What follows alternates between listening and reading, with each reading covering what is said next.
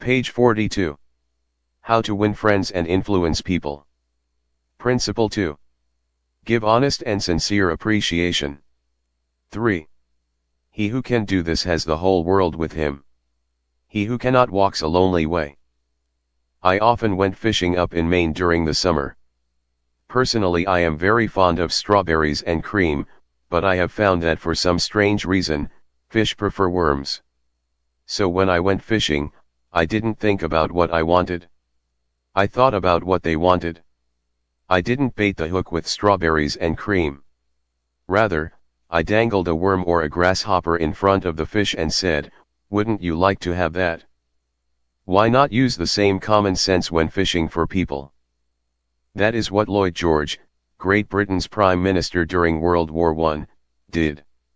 When someone asked him how he managed to stay in power after the other wartime leaders, Wilson, Orlando, and Clemenceau, had been forgotten, he replied that if his staying on top might be attributed to any one thing, it would be to his having learned that it was necessary to bait the hook to suit the fish. Why talk about what we want? That is childish. Absurd. Of course, you are interested in what you want. You are eternally interested in it. But no one else is. The rest of us are just like you, we are interested in what we want. So the only way CM Earth to influence other people is to talk about what they want and show them how to get it. Remember that tomorrow when you are trying to get somebody to do something. If, for example, you don't want your children to smoke, don't preach at them, and don't talk about what you want, but show them that cigarettes may keep them from making the basketball team or winning the 100-yard dash. This is a good thing to remember regardless of whether you are dealing with children or calves or chimpanzees. For example, one day Ralph Waldo Emerson and his son tried to get a calf into the barn. But they made the common mistake of thinking only of what they wanted. Emerson pushed and his son pulled. But the calf was doing just what they were doing, he was thinking only of what he wanted, so he stiffened his legs and stubbornly refused to leave the pasture. The Irish housemaid saw their predicament. She couldn't write essays and books, but, on this occasion at least, she had more horse sense, or calf sense, than Emerson had. She thought of what the calf wanted, so she put her maternal finger in the calf's mouth and let the calf suck her finger as she gently led him into the barn. Page 43. Every act you have ever performed since the day you were born was performed because you wanted something. How about the time you gave a large contribution to the Red Cross? Yes, that is no exception to the rule. You gave the Red Cross the donation because you wanted to lend a helping hand, you wanted to do a beautiful, unselfish, divine act. Inasmuch as ye have done it unto one of the least of these my brethren, ye have done it unto me. If you hadn't wanted that feeling more than you wanted your money, you would not have made the contribution. Of course, you might have made the contribution because you were ashamed to refuse or because a customer asked you to do it. But one thing is certain. You made the contribution because you wanted something. Harry A. Overstreet in his illuminating book Influencing Human Behavior said, "Action springs out of what we fundamentally desire, and the best piece of advice which can be given to would-be persuaders, whether in business, in the home, in the school, in politics, is, first, arouse in the other person an eager want. He who can do this has the whole world with him. He who cannot walks a lonely way." Andrew Carnegie, the poverty-stricken Scotch lad who started to work at 2 cents an hour and finally gave away $365 million, learned early in life that the only way to influence people is to talk in terms of what the other person wants. He attended school only 4 years, yet he learned how to handle people. To illustrate, his sister-in-law was worried sick over her 2 boys. They were at Yale, and they were so busy with their own affairs that they neglected to write home and paid no attention whatever to their mother's frantic letters. Then Carnegie offered to wager $100 that he could get an answer by return mail, without even asking for it. Someone called his bet, so he wrote his nephews a chatty letter, mentioning casually in a postscript that he was sending each one a $5 bill. Page 44. He neglected, however, to enclose the money. Back came replies by return mail thanking dear Uncle Andrew for his kind note, and you can finish the sentence yourself. Another example of persuading comes from Stan Novak of Cleveland, Ohio, a participant in our course. Stan came home from work one evening to find his youngest son, Tim, kicking and screaming on the living room floor. He was to start kindergarten the next day and was protesting that he would not go. Stan's normal reaction would have been to banish the child to his room and tell him he'd just better make up his mind to go. He had no choice. But tonight, recognizing that this would not really help Tim start kindergarten in the best frame of mind, Stan sat down and thought, if I were Tim, why would I be excited about going to kindergarten? He and his wife made a list of all the fun things Tim would do, such as finger painting, singing songs, making new friends.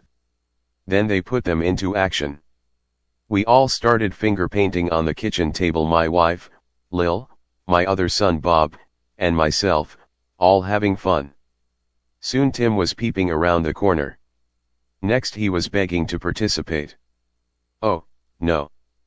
You have to go to kindergarten first to learn how to finger paint. With all the enthusiasm I could muster, I went through the list, talking in terms he could understand, telling him all the fun he would have in kindergarten. The next morning, I thought I was the first one up. I went downstairs and found Tim sitting sound asleep in the living room chair. What are you doing here? I asked. I'm waiting to go to kindergarten. I don't want to be late. The enthusiasm of our entire family had aroused in Tim an eager want that no amount of discussion or threat could have possibly accomplished. Tomorrow you may want to persuade somebody to do something. Before you speak, pause and ask yourself, how can I make this person want to do it? That question will stop us from rushing into a situation heedlessly, with futile chatter about our desires.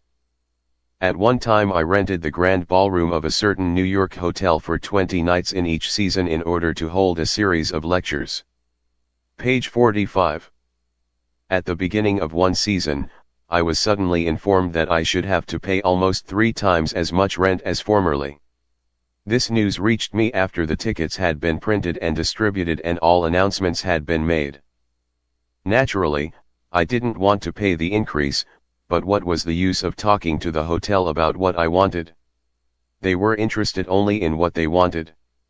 So a couple of days later I went to see the manager. I was a bit shocked when I got your letter, I said, but I don't blame you at all. If I had been in your position, I should probably have written a similar letter myself. Your duty as the manager of the hotel is to make all the profit possible. If you don't do that, you will be fired, and you ought to be fired. Now, let's take a piece of paper and write down the advantages and the disadvantages that will accrue to you, if you insist on this increase in rent. Then I took a letterhead and ran a line through the center and headed one column advantages and the other column disadvantages. I wrote down under the head advantages these words, ballroom free. Then I went on to say, you will have the advantage of having the ballroom free to rent for dances and conventions. That is a big advantage, for affairs like that will pay you much more than you can get for a series of lectures. If I tie your ballroom up for 20 nights during the course of the season, it is sure to mean a loss of some very profitable business to you. Now, let's consider the disadvantages. First, instead of increasing your income from me, you are going to decrease it. In fact, you are going to wipe it out because I cannot pay the rent you are asking. I shall be forced to hold these lectures at some other place. There's another disadvantage to you also. These lectures attract crowds of educated and cultured people to your hotel. That is good advertising for you, isn't it? In fact, if you spent $5,000 advertising in the newspapers, you couldn't bring as many people to look at your hotel as I can bring by these lectures. That is worth a lot to a hotel, isn't it? As I talked, I wrote these 2 disadvantages under the proper heading, and handed the sheet of paper to the manager, saying, I wish you would carefully consider both the advantages and disadvantages that are going to accrue to you and then give me your final decision. I received a letter the next day, informing me that my rent would be increased only 50% instead of 300%. Mind you, I got this reduction without saying a word about what I wanted. I talked all the time about what the other person wanted and how he could get it. Suppose I had done the human, natural thing. Suppose I had stormed into his office and said, "What do you mean by raising my rent 300% when you know the tickets have been printed and the announcements made? 300%. Ridiculous. Absurd. I won't pay it." What would have happened then? An argument would have begun to steam and boil and sputter, and you know how arguments end. Even if I had convinced him that he was wrong, his pride would have made it difficult for him to back down and give in. Here is one of the best bits of advice ever given about the fine art of human relationships. If there is any one secret of success, said Henry Ford, it lies in the ability to get the other person's point of view and see things from that person's angle as well as from your own. That is so good, I want to repeat it. If there is any one secret of success, it lies in the ability to get the other person's point of view and see things from that person's angle as well as from your own. That is so simple, so obvious, that anyone ought to see the truth of it at a glance, yet 90% of the people on this earth ignore it 90% of the time. Page 47. An example? Look at the letters that come across your desk tomorrow morning, and you will find that most of them violate this important canon of common sense. Take this one, a letter written by the head of the radio department of an advertising agency with offices scattered across the continent. This letter was sent to the managers of local radio stations throughout the country. I have set down, in brackets, my reactions to each paragraph. Mr. John Blank, Blankville, Indiana. Dear Mr. Blank, the company desires to retain its position in advertising agency leadership in the radio field. Who cares what your company desires? I am worried about my own problems. The bank is foreclosing the mortgage on my house, the bugs are destroying the hollyhocks, the stock market tumbled yesterday. I missed the 8:15 this morning, I wasn't invited to the Joneses' dance last night, the doctor tells me I have high blood pressure and neuritis and dandruff. And then what happens? I come down to the office this morning worried, open my mail and here is some little whippersnapper off in New York yapping about what his company wants. Bah! If he only realized what sort of impression his letter makes, he would get out of the advertising business and start manufacturing sheep dip. This agency's national advertising accounts were the bulwark of the network. Our subsequent clearances of station time have kept us at the top of agencies year after year. You are big and rich and right at the top, are you? So what?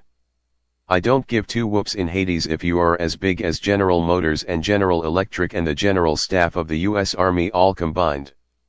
If you had as much sense as a half-witted hummingbird, you would realize that I am interested in how big I am, not how big you are. All this talk about your enormous success makes me feel small and unimportant. We desire to service our accounts with the last word on radio station information. Page 48. You desire. You desire. You unmitigated ass. I'm not interested in what you desire or what the President of the United States desires. Let me tell you once and for all that I am interested in what I desire, and you haven't said a word about that yet in this absurd letter of yours. Will you, therefore, put the company on your preferred list for weekly station information, every single detail that will be useful to an agency in intelligently booking time? Preferred list. You have your nerve. You make me feel insignificant by your big talk about your company, and then you ask me to put you on a preferred list, and you don't even say please when you ask it. A prompt acknowledgement of this letter, giving us your latest doings, will be mutually helpful. You fool. You mail me a cheap form letter, a letter scattered far and wide like the autumn leaves, and you have the gall to ask me, when I am worried about the mortgage and the hollyhocks and my blood pressure, to sit down and dictate a personal note acknowledging your form letter, and you ask me to do it promptly. What do you mean, promptly. Don't you know I am just as busy as you are, or, at least, I like to think I am. And while we are on the subject, who gave you the lordly right to order me around? You say it will be mutually helpful. At last, you have begun to see my viewpoint. But you are vague about how it will be to my advantage. Very truly yours, John Doe, Manager, Radio Department. P.S. The enclosed reprint from the Blankville Journal will be of interest to you, and you may want to broadcast it over your station. Finally, down here in the postscript, you mention something that may help me solve one of my problems. Page 49. Why didn't you begin your letter with, "But what's the use"? Any advertising man who is guilty of perpetrating such drivel as you have sent me has something wrong with his medulla oblongata. You don't need a letter giving our latest doings. What you need is a quart of iodine in your thyroid gland. Now, if people who devote their lives to advertising and who pose as experts in the art of influencing people to buy, if they write a letter like that, what can we expect from the butcher and baker or the auto mechanic? Here is another letter, written by the superintendent of a large freight terminal to a student of this course, Edward Vermillion. What effect did this letter have on the man to whom it was addressed? Read it and then I'll tell you. A. Zaragoza Sons Incorporated. 28 Front Street, Brooklyn, New York 11201. Attention, Mr. Edward Vermillion. Gentlemen. The operations at our outbound rail receiving station are handicapped because a material percentage of the total business is delivered us in the late afternoon. This condition results in congestion, overtime on the part of our forces, delays to trucks, and in some cases delays to freight. On November 10th, we received from your company a lot of 510 pieces, which reached here at 4:20 p.m. We solicit your cooperation toward overcoming the undesirable effects arising from late receipt of freight. May we ask that, on days on which you ship the volume which was received on the above date, effort be made either to get the truck here earlier or to deliver us part of the freight during the morning. The advantage that would accrue to you under such an arrangement would be that of more expeditious discharge of your trucks and the assurance that your business would go forward on the date of its receipt. Very truly yours. Page 50. After reading this letter, Mr. Vermillion, sales manager for A. Zaragoza Sons Incorporated, sent it to me with the following comment. This letter had the reverse effect from that which was intended. The letter begins by describing the terminal's difficulties, in which we are not interested, generally speaking. Our cooperation is then requested without any thought as to whether it would inconvenience us, and then, finally, in the last paragraph, the fact is mentioned that if we do cooperate it will mean more expeditious discharge of our trucks with the assurance that our freight will go forward on the date of its receipt. In other words, that in which we are most interested is mentioned last, and the whole effect is one of raising a spirit of antagonism rather than of cooperation. Let's see if we can't rewrite and improve this letter. Let's not waste any time talking about our problems. As Henry Ford admonishes, let's get the other person's point of view and see things from his or her angle, as well as from our own. Here is one way of revising the letter. It may not be the best way, but isn't it an improvement? Mr. Edward Vermillion. Percent A. Zaragoza Sons Incorporated. 28 Front Street, Brooklyn, New York 11201. Dear Mr. Vermillion. Your company has been one of our good customers for 14 years. Naturally, we are very grateful for your patronage and are eager to give you the speedy, efficient service you deserve. However, we regret to say that it isn't possible for us to do that when your trucks bring us a large shipment late in the afternoon, as they did on November 10th. Why? Because many other customers make late afternoon deliveries also. Naturally, that causes congestion. That means your trucks are held up unavoidably at the pier and sometimes even your freight is delayed. Page 51. That's bad, but it can be avoided. If you make your deliveries at the pier in the morning when possible, Your trucks will be able to keep moving, your freight will get immediate attention, and our workers will get home early at night to enjoy a dinner of the delicious macaroni and noodles that you manufacture. Regardless of when your shipments arrive, we shall always cheerfully do all in our power to serve you promptly. You are busy. Please don't trouble to answer this note. Yours truly. J.B., Supt. Barbara Anderson, who worked in a bank in New York, desired to move to Phoenix, Arizona, because of the health of her son. Using the principles she had learned in our course, she wrote the following letter to 12 banks in Phoenix. Dear Sir, my 10 years of bank experience should be of interest to a rapidly growing bank like yours. In various capacities in bank operations with the Bankers Trust Company in New York, leading to my present assignment as branch manager, I have acquired skills in all phases of banking, including depositor relations, credits, loans and administration. I will be relocating to Phoenix in May and I am sure I can contribute to your growth and profit. I will be in Phoenix the week of April 3rd and would appreciate the opportunity to show you how I can help your bank meet its goals. Sincerely, Barbara L. Anderson. Do you think Mrs. Anderson received any response from that letter? 11 of the 12 banks invited her to be interviewed, and she had a choice of which banks offer to accept. Why? Mrs. Anderson did not state what she wanted, but wrote in the letter how she could help them, and focused on their wants, not her own. Page 52. Thousands of salespeople are pounding the pavements today, tired, discouraged and underpaid. Why? Because they are always thinking only of what they want. They don't realize that neither you nor I want to buy anything. If we did, we would go out and buy it. But both of us are eternally interested in solving our problems. And if salespeople can show us how their services or merchandise will help us solve our problems, they won't need to sell us. We'll buy. And customers like to feel that they are buying, not being sold. Yet many salespeople spend a lifetime in selling without seeing things from the customer's angle. For example, for many years I lived in Forest Hills, a little community of private homes in the center of Greater New York. One day as I was rushing to the station, I chanced to meet a real estate operator who had bought and sold property in that area for many years.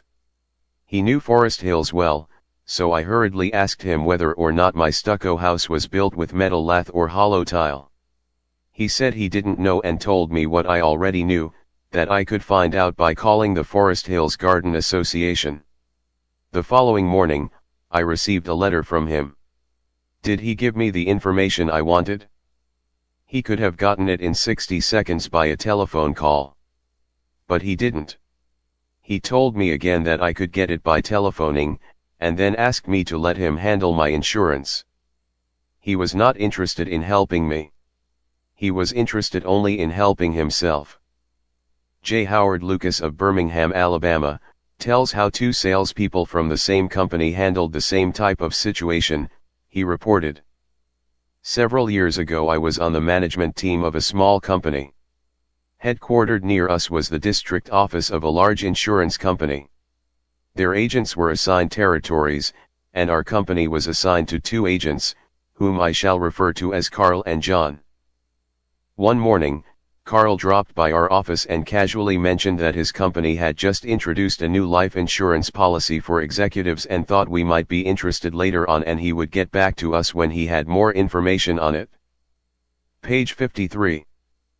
The same day, John saw us on the sidewalk while returning from a coffee break, and he shouted, "Hey Luke, hold up, I have some great news for you fellows."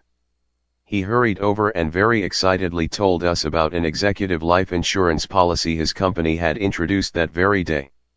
It was the same policy that Carl had casually mentioned. He wanted us to have one of the first issued. He gave us a few important facts about the coverage and ended saying, "The policy is so new, I'm going to have someone from the home office come out tomorrow and explain it. Now, in the meantime, let's get the application signed and on the way so he can have more information to work with." His enthusiasm aroused in us an eager want for this policy even though we still did not have details. When they were made available to us, they confirmed John's initial understanding of the policy, and he not only sold each of us a policy, but later doubled our coverage. Carl could have had those sales, but he made no effort to arouse in us any desire for the policies. The world is full of people who are grabbing and self-seeking. So the rare individual who unselfishly tries to serve others has an enormous advantage. He has little competition. Owen D. Young, a noted lawyer and one of America's great business leaders, once said, "People who can put themselves in the place of other people who can understand the workings of their minds, need never worry about what the future has in store for them."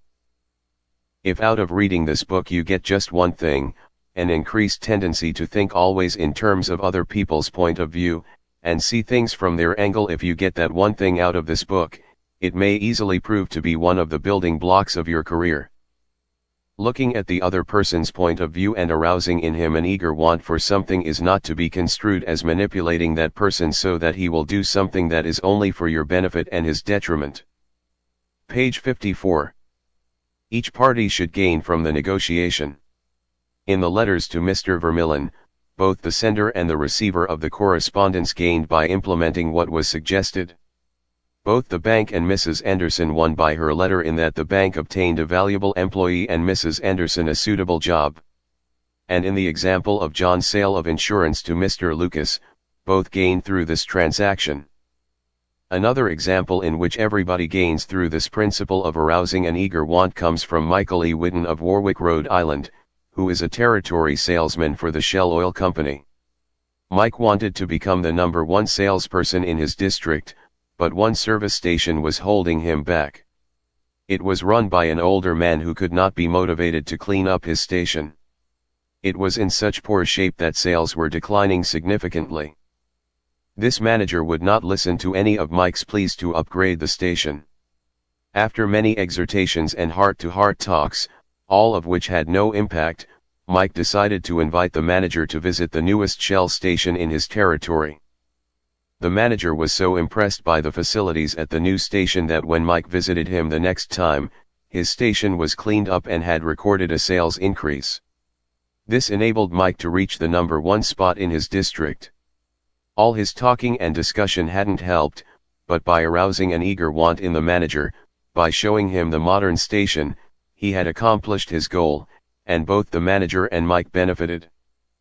Most people go through college and learn to read Virgil and master the mysteries of calculus without ever discovering how their own minds function.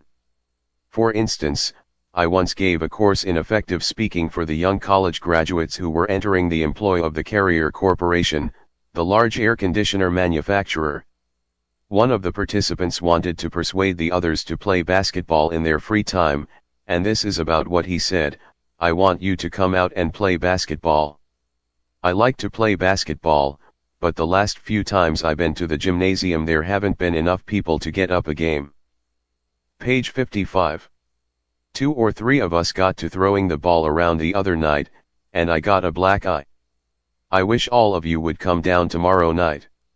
I want to play basketball. Did he talk about anything you want? You don't want to go to a gymnasium that no one else goes to, do you? You don't care about what he wants. You don't want to get a black eye. Could he have shown you how to get the things you want by using the gymnasium? Surely. More pep. Keener edge to the appetite. Clearer brain. Fun. Games. Basketball. To repeat Professor Overstreet's wise advice, first, arouse in the other person an eager want. He who can do this has the whole world with him. He who cannot walks a lonely way. One of the students in the author's training course was worried about his little boy. The child was underweight and refused to eat properly. His parents used the usual method. They scolded and nagged. Mother wants you to eat this and that. Father wants you to grow up to be a big man. Did the boy pay any attention to these pleas? Just about as much as you pay to one fleck of sand on a sandy beach. No one with a trace of horse sense would expect a child 3 years old to react to the viewpoint of a father 30 years old. Yet that was precisely what that father had expected. It was absurd. He finally saw that. So he said to himself, "What does that boy want? How can I tie up what I want to what he wants?" It was easy for the father when he started thinking about it. His boy had a tricycle that he loved to ride up and down the sidewalk in front of the house in Brooklyn. A few doors down the street lived a bully, a bigger boy who would pull the little boy off his tricycle and ride it himself. Naturally, the little boy would run screaming to his mother, and she would have to come out and take the bully off the tricycle and put her little boy on again. This happened almost every day. Page 56. What did the little boy want? It didn't take a Sherlock Holmes to answer that one. His pride, his anger, his desire for a feeling of importance, all the strongest emotions in his makeup, goaded him to get revenge, to smash the bully in the nose. And when his father explained that the boy would be able to wallop the daylights out of the bigger kid someday if he would only eat the things his mother wanted him to eat, when his father promised him that there was no longer any problem of dietetics, that boy would have eaten spinach, sauerkraut, salt mackerel, anything in order to be big enough to whip the bully who had humiliated him so often. After solving that problem, the parents tackled another. The little boy had the unholy habit of wetting his bed. He slept with his grandmother. In the morning, his grandmother would wake up and feel the sheet and say, "Look, Johnny, what you did again last night." He would say, "No, I didn't do it." "You did it." Scolding, spanking, shaming him, reiterating that the parents didn't want him to do it, none of these things kept the bed dry. So the parents asked, "How can we make this boy want to stop wetting his bed?" What were his wants? First, he wanted to wear pajamas like daddy instead of wearing a nightgown like grandmother. Grandmother was getting fed up with his nocturnal iniquities, so she gladly offered to buy him a pair of pajamas if he would reform. Second, he wanted a bed of his own. Grandma didn't object. His mother took him to a department store in Brooklyn, winked at the salesgirl, and said, "Here is a little gentleman who would like to do some shopping." The salesgirl made him feel important by saying, "Young man, what can I show you?" Page 57. He stood a couple of inches taller and said, "I want to buy a bed for myself." When he was shown the one his mother wanted him to buy, she winked at the salesgirl and the boy was persuaded to buy it. The bed was delivered the next day, and that night, when father came home, the little boy ran to the door shouting, "Daddy! Daddy! Come upstairs and see my bed that I bought." The father, looking at the bed, obeyed Charles Schwab's injunction. He was hearty in his approbation and lavish in his praise. "You are not going to wet this bed, are you?" the father said. "Oh, no, no. I am not going to wet this bed." The boy kept his promise, for his pride was involved. That was his bed. He and he alone had bought it. And he was wearing pajamas now like a little man. He wanted to act like a man. And he did. Another father, K.T. Dushman, a telephone engineer, a student of this course, couldn't get his 3-year-old daughter to eat breakfast food. The usual scolding, pleading, coaxing methods had all ended in futility. So the parents asked themselves, how can we make her want to do it?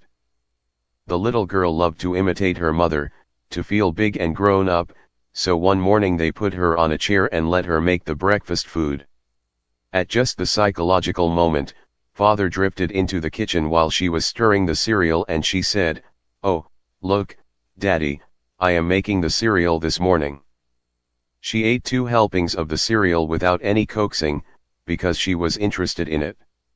She had achieved a feeling of importance. She had found in making the cereal an avenue of self-expression.